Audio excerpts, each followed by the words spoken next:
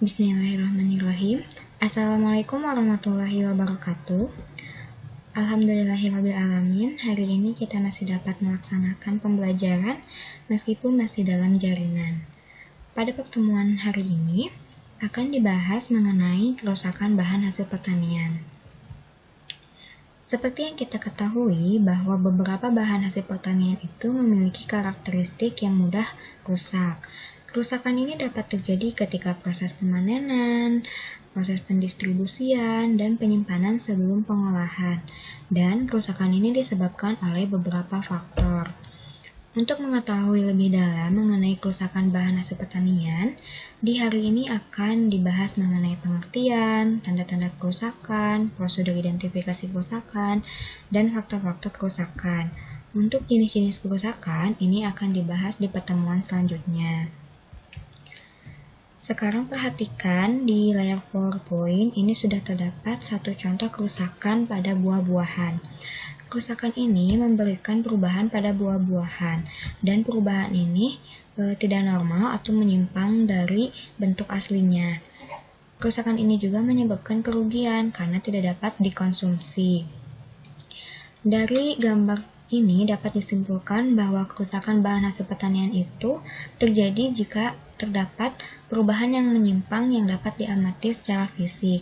Namun, kerusakan ini juga dapat terjadi karena adanya penyimpangan di dalam susunan kimia bahan, sehingga sulit untuk diamati secara langsung. Berikut ini ada tanda-tanda kerusakan bahan hasil pertanian. Yang pertama, tanda-tanda kerusakan ini dapat dilihat pada daging. Ketika daging sudah mengalami kerusakan, ini akan muncul lendir berwarna kehijauan yang disebabkan oleh aktivitas mikroorganisme. Kemudian, selain munculnya lendir, daging juga akan mengalami perubahan warna menjadi lebih gelap. Lalu, ada pelunakan tekstur. Untuk pelunakan tekstur ini biasa terjadi pada buah-buahan akibat adanya tekanan atau benturan sehingga buah mengalami kerusakan dan pembusukan. Dilanjutkan pada perubahan kekentalan. Untuk perubahan kekentalan ini cukup mudah ditemukan pada susu. Susu yang tidak segar itu akan memiliki gumpalan yang terpisah dari cairan. Selanjutnya ada perubahan aroma. Untuk perubahan aroma ini dapat ditemukan pada telur yang sudah busuk. Dan yang terakhir ada pertumbuhan jamur. Untuk pertumbuhan jamur ini dapat terlihat pada serealia seperti gandum dan biji-bijian yang disimpan di tempat yang lembab. Berikut ini adalah gambar-gambar dari tanda-tanda kerusakan bahan hasil pertanian. Ini ada gambar daging yang mengalami perubahan warna, kemudian ada pembentukan lendir pada daging juga. Selanjutnya ada pelunakan tekstur, ini terjadi pada buah. Lalu ada perubahan kekentalan, ini dapat terlihat terjadi pemisahan antara gumpalan dan cairan. Lalu ada perubahan aroma pada telur, ini dapat ditandai dengan adanya aktivitas serangga atau lalat yang berada di sekitar telur. Perubahan aroma juga dapat terlihat dari tekstur atau warna telur yang sudah berubah. Kemudian ada pertumbuhan jamur, ini dapat ditemukan pada jagung. Selanjutnya ada prosedur identifikasi kerusakan bahan. Yang pertama adalah persiapan. Persiapan ini dimulai dengan menyiapkan alat dan bahan. Kemudian, alat yang dibutuhkan ini terdiri dari tempat menyimpan wadah, baskom, atau wadah plastik. Dan untuk bahan-bahannya itu terdiri dari buah-buahan, sayuran, umbi-umbian, susu serealia, dan kacang serta daging. Selanjutnya ada pemakaian APD. Ini terdiri dari jas laboratorium, masker, sandal, dan menyediakan lap atau serbet. Selanjutnya ada pengamatan.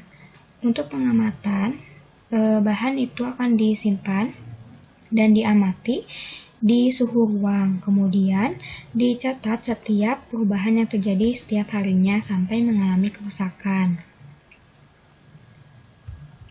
Selanjutnya ada faktor-faktor penyebab kerusakan. Yang pertama, kerusakan itu disebabkan oleh mikroorganisme, seperti bakteri dan jamur yang dapat merusak komposisi kimia pada bahan sehingga bahan mengalami kerusakan. Lalu adanya serangan hewan seperti tikus, serangga, dan ulat. Kemudian ada aktivitas enzim. Nah, aktivitas enzim ini dapat mempercepat reaksi kimia, sehingga menimbulkan berbagai perubahan pada bahan. Lalu ada temperatur dan udara. Ketika terjadi perubahan temperatur seperti pemanasan dan pendinginan di suhu yang ekstrim, serta adanya udara, ini dapat menimbulkan perubahan pada bahan. Selanjutnya ada kadar air. Nah, ketika suatu bahan itu mengandung kadar air yang cukup tinggi, ini dapat mempercepat kerusakan karena mendukung pertumbuhan mikroorganisme. Selanjutnya yang terakhir adalah waktu. Semakin lama bahan disimpan, maka akan terjadi kerusakan pada bahan tersebut. Mungkin pertemuan hari ini cukup sampai di sini. Untuk jenis-jenis kerusakan, ini akan dibahas di pertemuan selanjutnya. Terima kasih atas perhatiannya. Mohon maaf apabila terdapat kesalahan dan kekurangan. Wassalamualaikum warahmatullahi wabarakatuh.